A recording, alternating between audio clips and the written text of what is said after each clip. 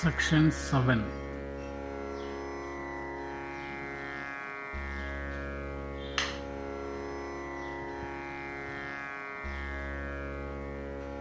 Sauti said, "The god of fire engaged at the curse of Bhrigu, thus addressed the Rishi. What meaneth this rashness, O Brahmana, that thou hast displayed towards me? What transgression can be imputed to me who was laboring to do justice and speak the truth impartially? Being asked, I gave the true answer. A witness who, when interrogated about a fact of which he acknowledged, representeth. Otherwise, then it is ruineth his ancestors and descendants both to the seventh generation. He too, being fully cognizant of all the particulars of an affair, doth not disclose what he knoweth when asked.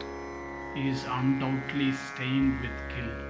I can also curse thee, but Brahmanas are held by me in high respect.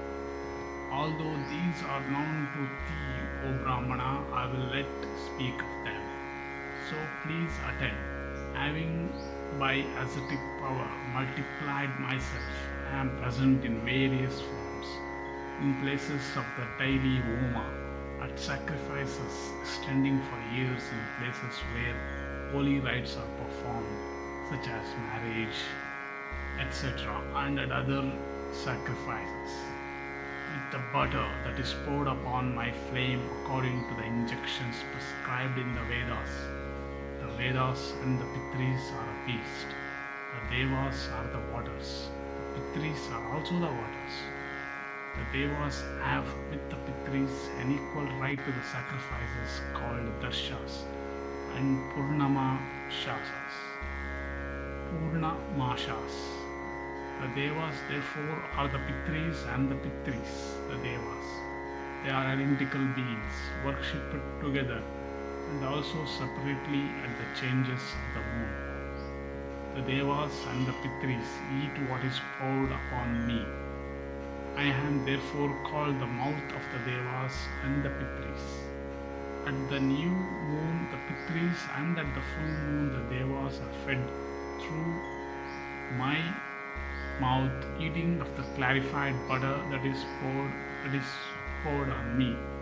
Being as I am their mouth, how am I to be an eater of all things, clean and unclean?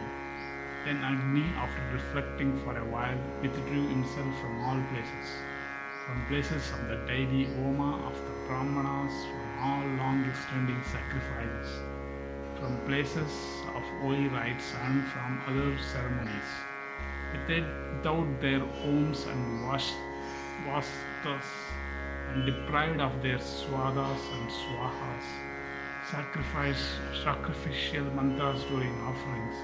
The whole body of creatures became much distressed at the loss of their sacrificial fire. The Rishis, in great anxiety, went to the gods and addressed them thus: Ye immaculate beings, the three regions of the universe are confounded at the cessation of their sacrifices and ceremonies in consequence of the loss of fire. Ordain what is to be done in this matter, so that there may not be loss of time. Then the Rishis and the gods went together into the presence of Brahma, and they represented to him all about the curse on Agni and the consequent interruption of all the ceremonies. And they said, O thou greatly fortunate, once Agni had been cursed by Bhrigu for some reason, indeed being the mouth of the gods and also the first who eateth of what is offered in sacrifices, the eater also of the sacrificial butter. How will Agni be reduced to the condition of one who eateth of all things promiscuously? And the creator of the universe, hearing these words of theirs, summoned Agni to his presence. And Brahma addressed Agni, the creator of all and eternal as himself, in these gentle words: Thou art the creator of the worlds, and thou art their destroyer. Thou preserves the three worlds, and thou art the prompter of all sacrifices and ceremonies. Therefore behave thyself so that ceremonies be not interrupted. And thou eater of the sacrificial butter, why dost thou act so foolishly? Being as thou art the Lord of all, thou alone art always pure in the universe, and thou art its stay. Thou shalt not with all thy body be reduced to the state of one who eateth of all things promiscuously. O thou of flames, the flame that is in thy beloved parts shall alone eat of all things alive. That body of thine which eateth of flesh, being in the stomach of all carnivorous animals, shall also eat of all things promiscuously. And as everything touched by the sun rays become pure, so shall everything be pure that shall be burned by thy flames. Thou art, O fire, the supreme energy born of thy own power. Then, O Lord, by that power of thine, make the Rishi's curse come true. Continue to receive thy own portion and that of the gods offered at thy mouth. Sauti continued. Then Agni replied to the grandfather, So be it. And he then went away to obey the command of the Supreme Lord.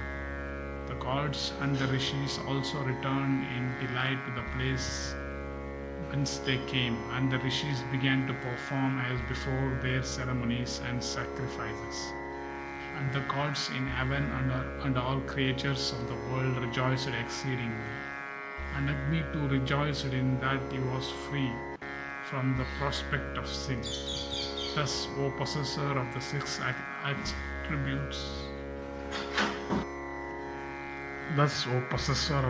attributes, had Agni been cursed in the days of yore by Bhrigu.